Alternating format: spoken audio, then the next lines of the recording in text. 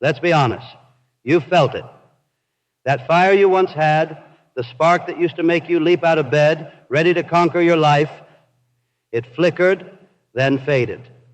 One day you woke up, looked in the mirror, and wondered, what happened to me? You once believed you were unstoppable, but now everything feels heavy, dull, uninspired. If this sounds like you, then pay close attention, because right now I'm going to show you why you lose motivation and how to reclaim the power that was always yours. It's not laziness. It's not weakness. It's something far deeper. You lose motivation when your vision fades, when the purpose behind your actions becomes blurry. The human mind cannot remain excited about a task that no longer feels meaningful. You can force yourself for a while, but willpower is like a candle burning at both ends. Eventually, it runs out. You don't lack discipline. You lack connection to a reason so powerful that it could move mountains. Every great dreamer, every achiever who built cities, empires, inventions was fueled not by constant excitement, but by a burning purpose that refused to die. They weren't motivated because every day felt good. They were motivated because their why was greater than their how. The second your why disappears, your motivation begins to die. Let's peel back the layers. There's a reason most people live their lives chasing artificial bursts of motivation, but never achieve lasting drive. They depend on external triggers, a quote, a compliment, a payday, a pat on the back, forgetting that true motivation is not something you wait for. It's something you generate. You see, the greatest secret of human performance is this: motion creates emotion. You don't act because you feel motivated. You feel motivated because you act. And that's where so many people go wrong. They wait. They wait to feel ready, confident, inspired. And while they wait, life passes. Their dreams decay in silence. They never realize that motivation comes after movement, not before it. A stagnant body produces a stagnant mind. But when you move, when you take even one small, deliberate step, energy awakens. Think of it. The cars we drive, the planes we fly, the electricity that lights our cities, none of it existed because someone was motivated all the time. It existed because someone acted when every voice in their head said, stop.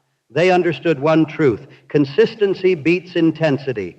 Passion fades, but purpose endures. So what really steals your motivation? It's the invisible habit of self-betrayal.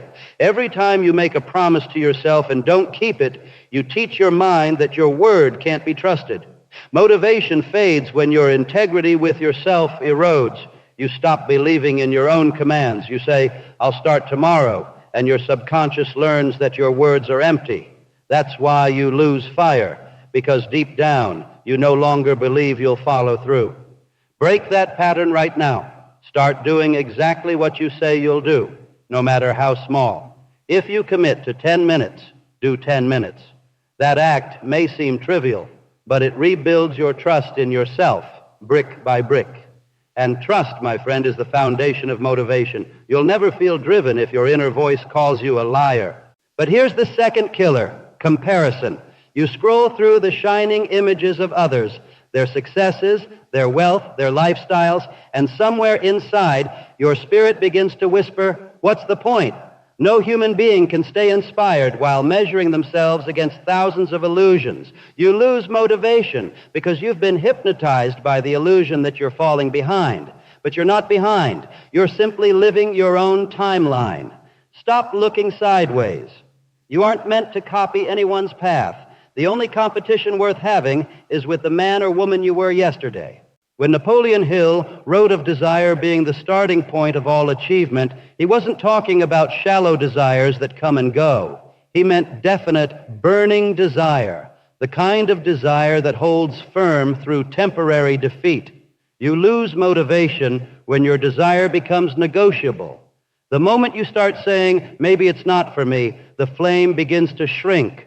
The mind follows your commands, and if you speak uncertainty, you create hesitation. You must decide once and for all that quitting is no longer an option. Most people lose motivation because they never fully decide. They dabble. They keep one foot in the dream and one foot in security. Motivation cannot survive in indecision. It starves there. The human spirit finds energy only when it commits completely, when there's no escape door, no secret backup plan. When your dream becomes non-negotiable, you will feel energy rush back into you like a flood of light. Another reason your motivation dies is that you've mistaken comfort for happiness. Somewhere along the line, you convinced yourself that good enough was good enough. You stopped chasing improvement because comfort whispered, "You've done fine." But your soul knows better. Human beings are not built for comfort. We are built for progress. Growth is the oxygen of the spirit. When you stop growing, you start dying inside, and that decay feels like loss of motivation. Yet it's not motivation that died, it's your refusal to evolve that killed it. Imagine this. Inside every one of us lives two forces, the dreamer and the doubter. The dreamer feeds on vision, courage, and expansion. The doubter feeds on fear, routine, and excuses. The more you listen to the doubter, the weaker your dreamer becomes. Every time you give in to procrastination, hesitation, or comfort, you give a meal to the doubter within. But each time you take bold action toward your goal, no matter how inconvenient or hard, you nourish your dreamer, and slowly the fire returns. Let me remind you of something. Your lack of motivation is not permanent. It's simply feedback. It's your mind telling you that you've lost alignment with your purpose, that you need clarity, not caffeine. The cure is not more stimulation. It's deeper connection to why you began. Ask yourself right now, why do I want this? Strip away every superficial answer until you reach one so emotional that it tightens your chest. That truth, that burning core, will reignite you faster than any motivational video. Because motivation fed by ego burns out. Motivation fed by purpose endures storms, criticism, and failure. Here's another truth you won't hear often. You don't lose motivation because you fail. You lose motivation because you stop imagining. You trade vision for routine. You forget that your mind was designed to create, to dream, to build something from nothing. Routine is useful, but when it replaces vision, you become mechanical, and no machine can feel purpose. Stand up right now, even in your mind, and remember your original dream, the one you buried beneath excuses, the one you told yourself was not realistic. Touch it again. Let it move you.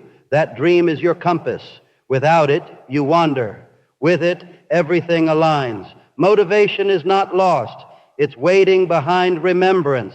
So how do you keep it alive? Feed it daily. Guard it fiercely. Revisit your goal before the world fills your mind with noise. Write your vision as if it were already reality. Read it out loud. Remind yourself who you are becoming, not just what you're doing. Stop asking, how do I stay motivated? And start asking, how can I stay connected to my purpose? Because when you're truly aligned, motivation is no longer something you chase. It's something that chases you. The moment you understand that you control your mental state, that emotion is a servant of focus, not fortune, you'll never again wait to feel ready. Motivation will become a discipline, not a mystery. And one day, sooner than you think, the same people who doubted you, the same voice that once whispered, "You'll never make it," will fall silent, because your actions, your persistence, and your belief will have spoken louder. Your motivation didn't leave you.